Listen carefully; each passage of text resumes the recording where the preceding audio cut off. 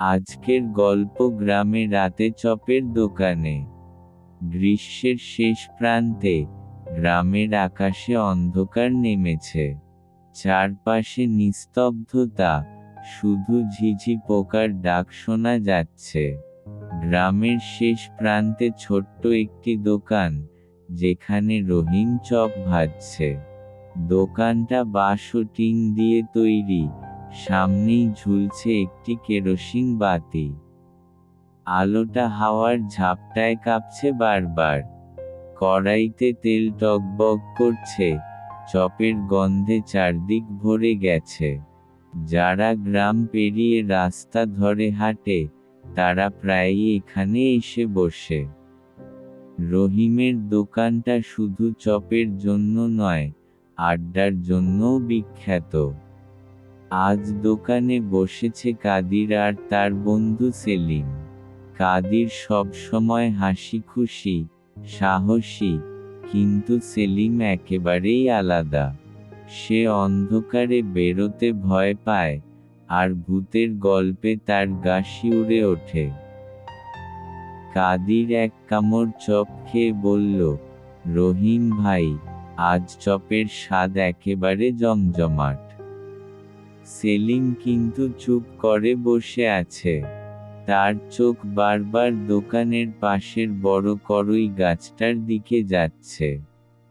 হঠাৎ সেলিম নিচু গলায় বলল, ওই যে গাছটার নিচে দেখলি? মনে হলো কেউ দাঁড়িয়ে আছে।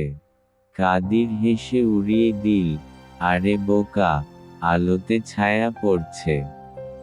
রহিম কড়াই থেকে চপ নামিয়ে বলল, তোমরা হাসছ, কিন্তু ওই গাছটা নিয়ে গল্প আছে। দুজনেই তাকালো রহিমের দিকে। রহিম ধীরে বলল, 10 বছর আগে ওই গাছটার নিচে এক মেয়ে মারা গিয়েছিল, পুকুরে ডুবে। তারপর থেকে মানুষ বলে, মাঝরাতে ওই গাছটার নিচে তার কান্না শোনা যায়। সেলিম হঠাৎ গিলে ফেলল, ঠোঁট শুকিয়ে গেল। কাদির হেসে বলল, আরে এসব গায়ের গল্প। সত্যি হলে এতদিনে কেউ না কেউ দেখত। ঠিক তখনই ঝড়ো হাওয়া এলো। বাতি টিমটিম করে নিভে গেল। দোকান আঁধারে ডুবে গেল। তিনজনই স্থির হয়ে গেল। কিছুক্ষণ পর বাতি আবার জ্বলে উঠল। আর তখন তারা দেখল, রাস্তার মোড়ে একটা কালো ছায়া দাঁড়িয়ে আছে। ছায়াটা যেন নড়ছে। সেলিম চিৎকার করে বলল, আমি বলেছিলাম না। কাদির জোর করে হাসল, ছায়া ছাড়া কিছুই না। কিন্তু এবার তার কণ্ঠে ভয়ের সুর লুকানো ছিল না।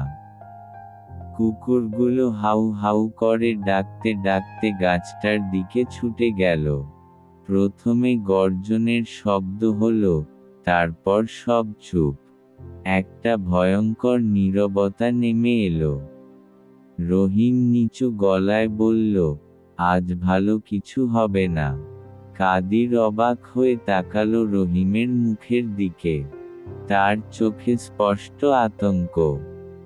সেলিম কাঁপা কাঁপা গলায় বলল, চল যাই এখান থেকে। আমি বসবো না।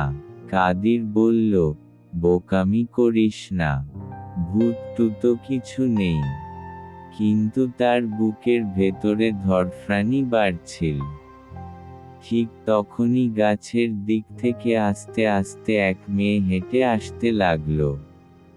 তার গায়ে সাদা শাড়ি, চুল ভেজা ভেজা, আর মুখটা যেন অস্পষ্ট অন্ধকারে ঢাকা। তিনজনের বুক কেঁপে উঠল। মেয়েটা ধীরে ধীরে দোকানের সামনে এসে থামল। তারপর ভিজে গলায় বলল, একটা চপ দেবে? সেই মেয়েটা দোকানের সামনে দাঁড়িয়ে ছিল। সাদা শাড়ি ভিজে ভিজে শরীরে লেপ্টে আছে, চুলগুলো এলোমেলো, আর চোখ দুটো যেন অদ্ভুত শূন্যতায় ভরা। রহিম, কাদির আর সেলিম তিনজনেই নির্বাক হয়ে তাকিয়ে রইল। মেয়েটা আবার বলল, একটা চপ দেবে? তার গলার স্বর ছিল কর্কশ অথচ কেমন যেন অচেনা। রহিমের হাত থেকে খুন্তি পড়ে গেল মাটিতে। সে কোনোভাবে জড়ানো গলায় বলল, হ্যাঁ, হ্যাঁ, চপ আছে। তারপর কড়াই থেকে একটা চপ তুলে কাগজে দিয়ে মেয়েটার দিকে বাড়িয়ে দিল। মেয়েটা ধীরে হাত বাড়িয়ে চপটা নিল। তার আঙুলগুলো অদ্ভুত লম্বা, হাড় বেরোনো। চপটা নিয়ে সে দোকানের এক কোণে বসে পড়ল। কাদির জোর করে স্বাভাবিক থাকার চেষ্টা করছিল। সে বলল, আপনি কে? এভাবে হঠাৎ? কিন্তু মেয়েটা কোনো উত্তর দিল না। সে নিঃশব্দে চপ খেতে লাগল। সেলিম তো প্রায় কাঁপতে কাঁপতে কাদিরের গা আঁকড়ে ধরল। সে ফিসফিস করে বলল, দেখছিস? মানুষ না এটা। আমি বলেছিলাম না গাছের নিচে কিছু আছে? কাদির এবারও হেসে উড়িয়ে দিতে পারল না। তার নিজের শরীর ঠান্ডা হয়ে আসছিল। মেয়েটা হঠাৎ খাওয়া থামিয়ে বলল, আরেকটা দেবে? তার কণ্ঠ এবার আরো ভারী। রহিম কাপা হাতে আরেকটা চপ এগিয়ে দিল। মেয়েটা সেটা নিয়ে আবার নিঃশব্দে খেতে লাগল। হঠাৎ বাতাস আবার জোরে বয়ে উঠল। দোকানের কেরোসিন বাতি কেঁপে উঠল, আরেকটু হলে নিভে যাবে। আলো আঁধারির ফাঁকে দেখা গেল মেয়েটার মুখে চপ নেই, অথচ সে খাওয়ার মতো চিবোচ্ছে। সেলিম ভয়ে চিৎকার করে উঠল। কাদির তার মুখ চেপে ধরল। রহিম শুধু ঠোঁট কামড়ে তাকিয়ে রইল। মেয়েটা হঠাৎ তাদের দিকে তাকালো। তার চোখ দুটো অদ্ভুত লাল হয়ে উঠেছে। ঠোঁটে রক্তের মতো দাগ। সে ধীরে বলল, আমাকে কেন ভয় পাচ্ছ? আমি তো শুধু ক্ষুধার্ত। কাদির কোনোভাবে সাহস করে বলল, আপনি কোথা থেকে এলেন? মেয়েটা হাসল। সেই হাসি ছিল অস্বাভাবিক, কানে কানে কাঁপুনি ধরানো। সে বলল, এই গাছটার নিচেই তো থাকি। সবাই আমাকে ভুলে গেছে, শুধু ক্ষুধা রয়ে গেছে। তারপর হঠাৎ সে অদ্ভুত দ্রুততায় উঠে দাঁড়ালো। চুলগুলো মুখ ঢেকে দিল। তারপর গাছটার দিকে তাকিয়ে সে অদ্ভুত করুণ সুরে কাঁদতে শুরু করল। কাদির, সেলিম আর রহিম তিনজনের বুকের ভেতর ধড়ফড়ানি বেড়ে গেল। ঠিক তখন দোকানের সামনে হঠাৎ ঠান্ডা কুয়াশা নেমে এলো। এক মুহূর্তেই চারপাশ সাদা হয়ে গেল। কুয়াশার মধ্যে মেয়েটা আস্তে আস্তে অদৃশ্য হয়ে গেল। সেলিম কেঁপে উঠল, আমি আর থাকব না। আমি বলেছিলাম না এখানে আসা উচিত না? কাদিরের মুখে কোনো কথা নেই। রহিম নিঃশব্দে বাতি নিচু করে রাখল। মুহূর্তের মধ্যে দোকান আবার আগের মতো হয়ে গেল।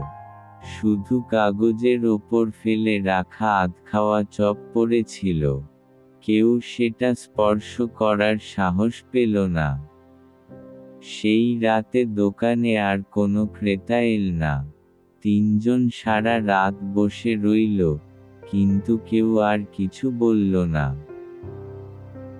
ভোর হতে না হতেই কাদির আর সেলিম গ্রামের ভেতরে ফিরল। সারা রাত তারা ঠিকমতো ঘুমাতে পারেনি।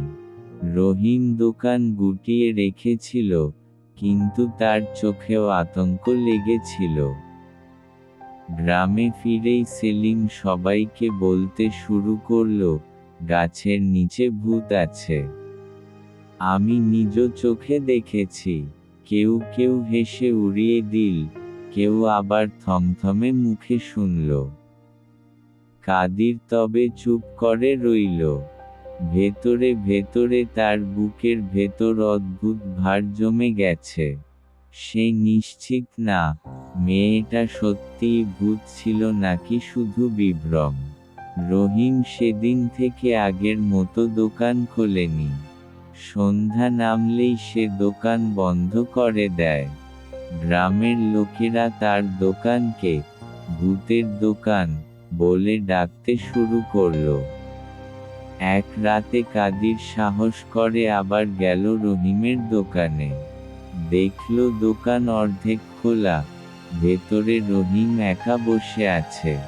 কাদির বলল, তুমি দোকান বন্ধ করে দিলে কেন?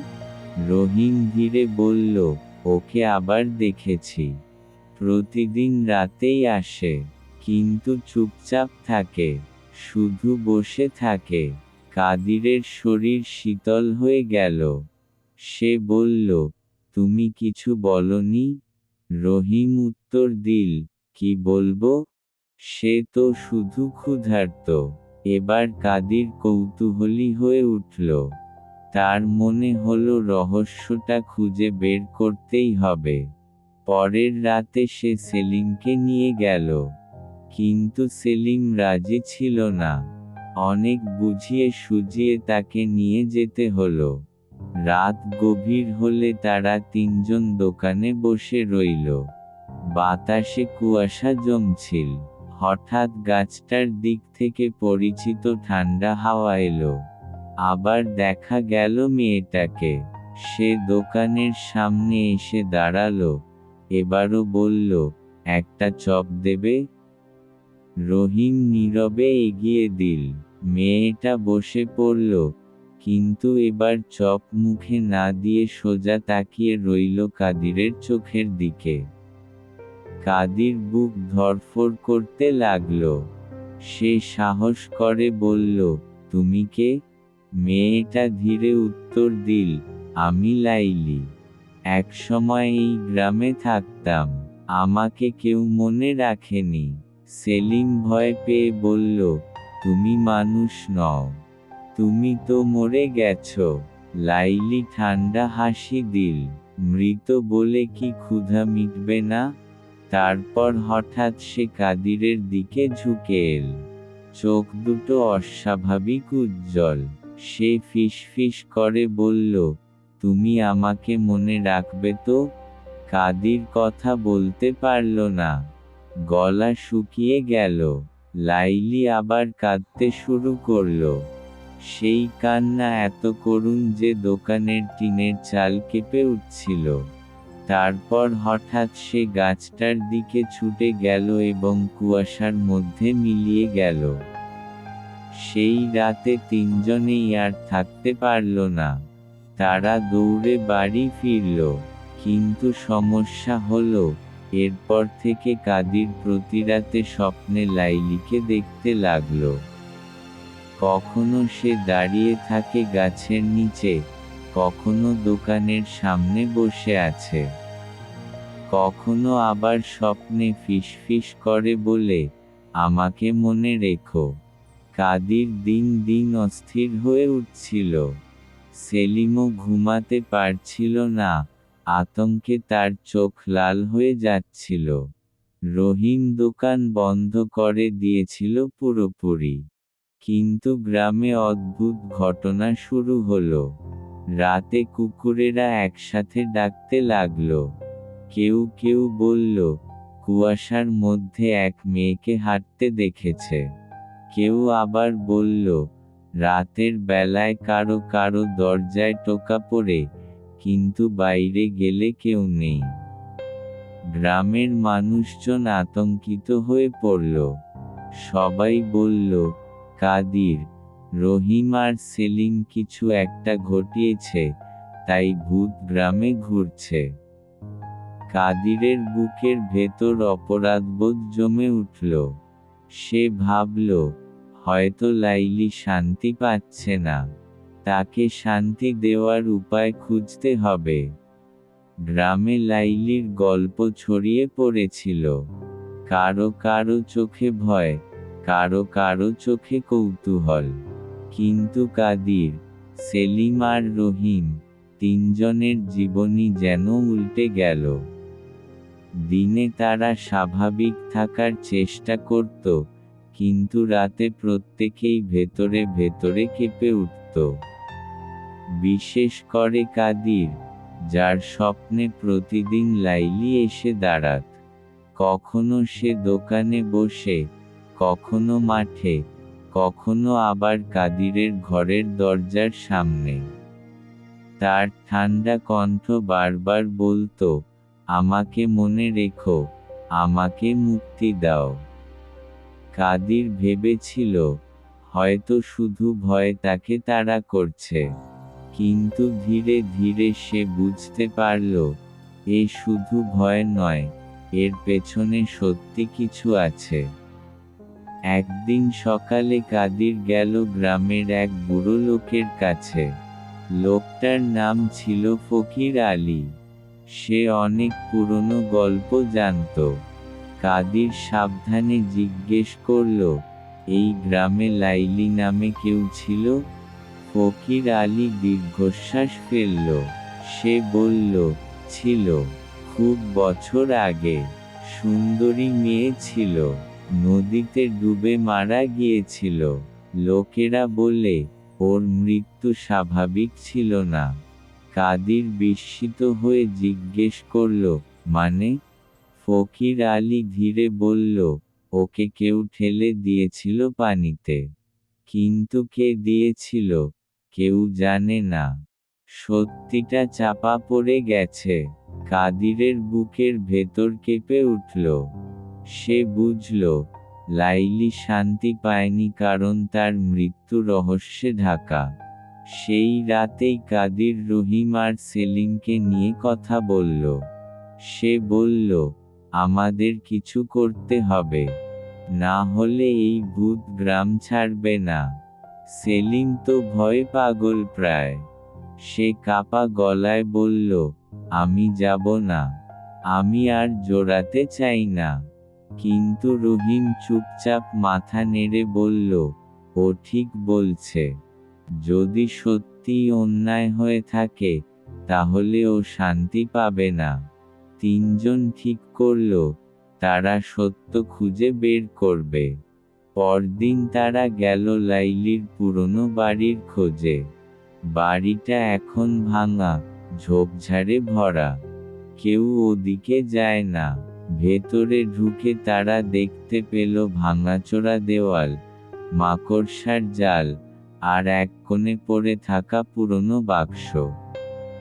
বাক্সটা খুলতেই ভেতরে পাওয়া গেল কিছু কাপড় আর একটা ডায়েরি। ডায়েরির পাতাগুলো হলদেটে হয়ে গেছে। তাতে লাইলি নিজের লেখা রেখেছিল। শেষ পাতায় লেখা, আজ আমি নদীর ধারে যাচ্ছি। যদি ফিরে না আসি, তবে জানবে আমার মৃত্যু কেউ ঘটিয়েছে। তিনজনের বুক কেঁপে উঠল। এখন পরিষ্কার, লাইলির মৃত্যু দুর্ঘটনা নয়, খুন। সেদিন রাতে তারা আবার দোকানে বসে রইল। কুয়াশার ভেতর লাইলি এল আগের মতো। এইবার তার চোখে জল, ঠোঁটে কাঁপুনি। কাদির সাহস করে ডায়েরিটা তার সামনে ধরল। বলল, আমরা সত্য জেনে গেছি। লাইলি ডায়েরিটা হাতে নিল। তার চোখ দিয়ে অশ্রু গড়িয়ে পড়তে লাগল। সে ফিসফিস করে বলল, আমার মুক্তি চাই। হঠাৎ বাতাস প্রচণ্ড হয়ে উঠল। কেরোসিন বাতি কেঁপে উঠল। গাছগুলো হু হু শব্দ করল। আর লাইলির দেহ আলোর মতো জ্বলে উঠল। সে ধীরে বলল, আমার হত্যাকারী এখনো বেঁচে আছে। কাদির, সেলিম আর রহিম স্তব্ধ হয়ে গেল। তাহলে এর মানে সত্যি অপরাধী গ্রামে আছে। লাইলির ছায়া মিলিয়ে গেল। রয়ে গেল শুধু ঠান্ডা হাওয়া আর কাঁপতে থাকা তিনজনের বুক। লাইলির শেষ কথাগুলো তিনজনের বুক কাঁপিয়ে দিয়েছিল, আমার হত্যাকারী এখনো বেঁচে আছে। এই কথাটা মাথায় নিয়ে কাদির, সেলিম আর রহিম একে অপরের দিকে তাকিয়ে রইল। কাদির বলল, মানে গ্রামেই খুনি আছে? আমরা যদি তাকে খুঁজে না বের করি, লাইলি কখনো শান্তি পাবে না। রহিম মাথা নেড়ে বলল, তবে সতর্ক থাকতে হবে। যে ওকে হত্যা করেছে, সে খুব চতুর। সেলিম তো প্রায় কেঁদে ফেলল। আমরা কেন জড়ালাম এসব ঝামেলায়? এখন খুনিও আমাদের মারবে, ভূতও ছাড়বে না। কিন্তু কাদির এবার আর ভয় পেল না। সে বলল, যা হবার হবে। সত্য খুঁজে বের করতেই হবে।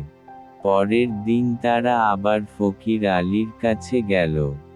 ফকির আলী অনেক ভেবে বলল, লাইলির মৃত্যু রহস্য চাপা পড়ে গেছে। কিন্তু আমি শুনেছিলাম, তার সঙ্গে গ্রামের কারো শত্রুতা ছিল। কাদির জিজ্ঞেস করল, কে? ফকির আলী বলল, রহিমের কাকা করিমউদ্দিন। লোকটা তখন লাইলির জমির লোভ করেছিল। লাইলি রাজি হয়নি, এরপরেই ওর মৃত্যু। রহিম চমকে উঠল, আমার কাকা? কিন্তু তিনি তো অনেক আগেই অন্য গ্রামে চলে গেছেন। ফকির আলী গম্ভীরভাবে বলল, কিন্তু তিনি এখনো বেঁচে আছেন। তিনজনের বুক কেঁপে উঠল। তাহলে কি লাইলির খুনি রহিমের কাকা? সেই রাতেই তারা আবার দোকানে বসে রইল। কুয়াশার মধ্যে লাইলি এলো, তার চোখে জল, হাতে ডায়েরি। কাদির বলল, আমরা জেনে গেছি, তোমাকে হত্যা করেছিল করিমউদ্দিন। লাইলির চোখ লাল হয়ে উঠল। সে ধীরে বলল, হ্যাঁ, ছিল। আমাকে ঠেলে দিয়েছিল নদীতে। আমার চিৎকার কেউ শোনেনি। এখন তার শাস্তি চাই। বাতাস জোরে বইতে লাগল। দোকানের চারপাশে শিউরে ওঠা শব্দ ভাসতে লাগল। হঠাৎ এক অদ্ভুত ঘটনা ঘটল। দোকানের সামনে এসে দাঁড়ালো একজন বুড়ো মানুষ। চোখে ভয়, হাতে লাঠি। সে ছিল করিমউদ্দিন। কোথা থেকে যেন খবর পেয়ে সে ফিরে এসেছিল। লাইলির ছায়া তাকে দেখে কেঁপে উঠল। সে চিৎকার করে উঠল, আমার রক্ত তুই ঝরিয়েছিলি। এখন তোর শাস্তি চাই। করিমউদ্দিন কাঁপতে কাঁপতে বলল, আমি চাইনি। জমির জন্য। আমি ঠেলে দিয়েছিলাম, কিন্তু আমি ভেবেছিলাম ও বাঁচবে। লাইলির কণ্ঠ গর্জে উঠল, মিথ্যে। হঠাৎ কুয়াশার ভেতর থেকে লাইলি ঝড়ের মতো এগিয়ে গেল। করিমউদ্দিন হাউমাউ করে চিৎকার করতে লাগল। মুহূর্তের মধ্যে তার শরীর জমে গেল, তারপর ধপ করে মাটিতে পড়ে রইল, নিষ্প্রাণ। কাদির, রহিম আর সেলিম স্তব্ধ হয়ে তাকিয়ে রইল। চারপাশে হিমেল বাতাস বয়ে গেল। লাইলি এবার শান্ত মুখে তিনজনের দিকে তাকালো। সে বলল, তোমরা সত্য খুঁজে বের করেছ। আমি এখন শান্তি পেলাম। তারপর ধীরে ধীরে তার শরীর আলোর মতো ঝলসে উঠল। চোখ থেকে অশ্রু গড়িয়ে পড়ল, ঠোঁটে একটুখানি হাসি ফুটল। কিছুক্ষণ পর সে মিলিয়ে গেল আকাশের অন্ধকারে। চারদিক আবার নিস্তব্ধ হয়ে গেল। কেবল কুকুরদের ডাক আর ঝিঝি পোকার সুর শোনা যাচ্ছিল। তিনজন দীর্ঘশ্বাস ফেলল। তাদের বুক থেকে যেন এক অদ্ভুত ভার নেমে গেল। রহিম দোকানের দিকে তাকিয়ে বলল, এখন থেকে এই দোকানে ভয় থাকবে না। এখানে শুধু মানুষের হাসি আর চপের গন্ধ থাকবে। কাদির মাথা নেড়ে বলল, হ্যাঁ, লাইলির আত্মা এখন শান্তি পেয়েছে। সেলিম অবশেষে হাসল। আমি আর ভূতের ভয় পাব না। সেই রাত থেকে গ্রামের করই গাছটার নিচে আর কোনো ছায়া দেখা গেল না। দোকান আবার জমজমাট হয়ে উঠল। মানুষ বসে আড্ডা দিতে লাগল, চপ খেতে লাগল। কিন্তু গ্রামের লোকেরা আজও মাঝে মাঝে গল্প করে, সেই রাতে তিনজন ভূতের সঙ্গে দেখা করেছিল।